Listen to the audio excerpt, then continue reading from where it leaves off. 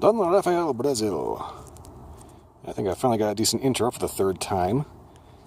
Yeah, it's another nighttime review. Case in point, Cigar.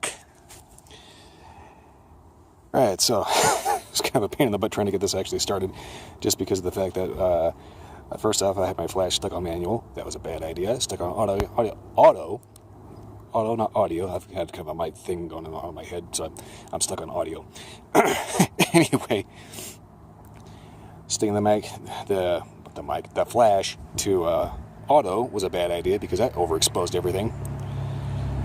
And now I'm just standing under a street light next to traffic, looking like an idiot, and things are working just fine. So, Don Rafeal Brasil. This is the final of my little sampler of Don Rafeal's Countries line. And the reason why I'm saving this one for last is because this is kind of the El Cheapo version of what CAO's been doing with a similar line. And there is a little bit of an overlap with a couple of different lines. They both have a Brazil line, an Italy line, a USA line. So I went ahead and I got a Brasilia from CAO, which will be coming up in kind of a part 2 to this video shortly after this one. Point is, this is the Don Rafeal Brasil. I have no idea if it's the wrapper or the filler or anything else that's actually the Brazilian tobacco, but there is supposed to be Brazilian tobacco in this. So I've already got it punch cut nicely. Thank you, focus. Anyway, got a nice little punch cut on. I'm going to go ahead and get it lit up and get back to you with how it tastes. So far, I can tell you right now, even just dry puffing on it, it tastes good. So it'll be good. Come on now. Okay. Ooh. Right off the bat, that's sweet. It's nice and sweet.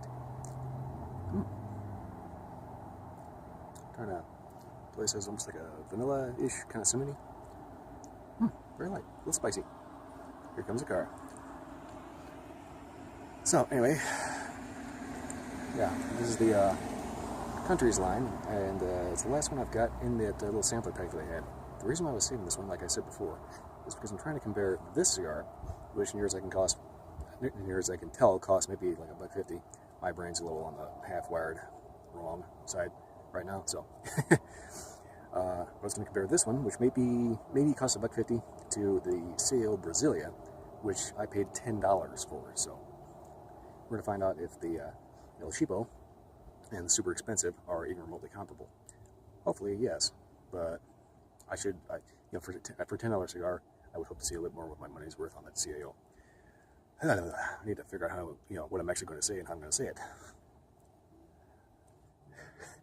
Anywho, flavors on this so far: light, sweet, definitely there, which is good.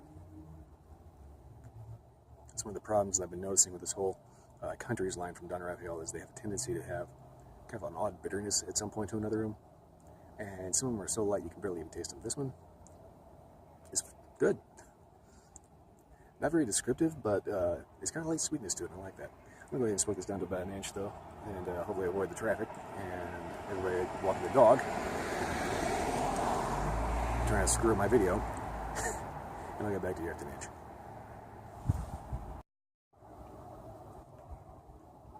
I think it looks about like an inch. So far, I've noticed flavors are subtly spicy, subtly sweet. Not so subtly you can't taste it, but not overpowering. Like there's some cigars you'll light up and it'll be just a mouthful of pepper straight away. This one, just a pleasant warm spice with a little sweet in the background. Not the most descriptive flavor, but what is there is, like I said, you can't really put your finger on it, but it's there. It's sweet, it's spicy, and it's good. I'm not really getting anything off the aroma off the foot, but as far as retrohale goes, kind of the same as the mouth, actually. A little sweet, a little spicy. Not much to it, but hopefully that'll end up kind of hooking up a little bit as it goes on. I noticed that these cigars tend to have this kind of building quality. The longer you smoke them, the more the flavor kind of coats the inside of your mouth and becomes a little more prevalent. Anyway, I'll get back to you at the halfway point.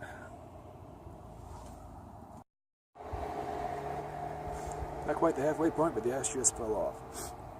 My typical rule of thumb is go to the halfway point or wherever the ash falls off. whichever comes first. The ash fell off. I've been kind of noticing a weird burn thing with these cigars, and I've noticed it on too many of the other cigars I smoke, but pretty much everything in this country's line, everything seems to kind of want to burn to one side, which is kind of weird. And I'm not too sure if it's just me screwing up my light, which could be a thing, or if there's actually just something weird about the construction of these that they tend to favor one side over the other. Flavor-wise, though, it's been pretty good. Sweet, mildly spicy, relatively consistent throughout. I've also noticed occasionally it's like a bitter cocoa. And, you know, cocoa is actually relatively bitter in the first place. You actually have to sweeten it. So it's not like a straight up chocolate flavor. It's just this cocoa note. That also kind of carries through to the retrohale as well. A little less pronounced there, but you'll definitely be able to notice it, along with just kind of like a sweet, spicy, general note. So that kind of backwards, but you know, you get the idea. Anyway, I'm kind of starting to wonder about the actual construction of these. I mean, they're not poorly constructed, but there's just something weird about them that they tend to favor one side. I don't know, it could just be me. That's probably more likely the case.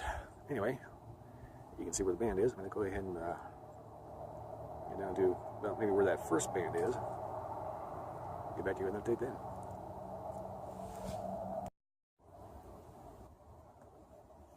Well, looks like about the band to me. At least the first one. The second one's obviously still there. Flavor so far been pretty consistent all the way through. Sweet, spicy, not very descriptive, with the occasional slight cocoa and a slight butteriness every so often, but other than that, pretty consistent. It's getting up to the band here, so obviously I'm going to smoke it all the way down to the nub, but overall, good little cigar. For the price, possibly an everyday cigar, but the only thing is these here are actually limited production, so you'd be more apt to get a better deal going with like a regular Don Rafeal as opposed to going for the country's line. So far, the Brazil and the Ternilla, still get to figure out what language that is, are probably the best of that line. As far as drink pairings, I'd say coffee or strong tea, something like that. Obviously, you can drink with any kind of bourbon, whiskey, anything like that that you like. Or rum. Rum would be a good choice. Rum would be a very good choice. Overall, though, pretty good little cigar for the money. I could definitely see filling out a humidor with like a box or two of these if you have the space for it and you're just looking for filler. You could definitely whip these out and show that you have good taste, but you're still on a budget and not be completely embarrassed, you know.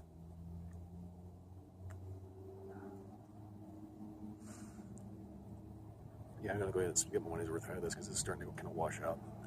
So, anyway, that's pretty much it for the Don Rafeal Country's line and the Don Rafeal Brasil. The next video I'm going to be doing is going to be a direct comparison to the CAO Brasilia, which is a whole lot more expensive than these. I figured this cost maybe $1.50, $2 at the most. The CAO cost $10. Keep in mind, that's my price that I paid for them.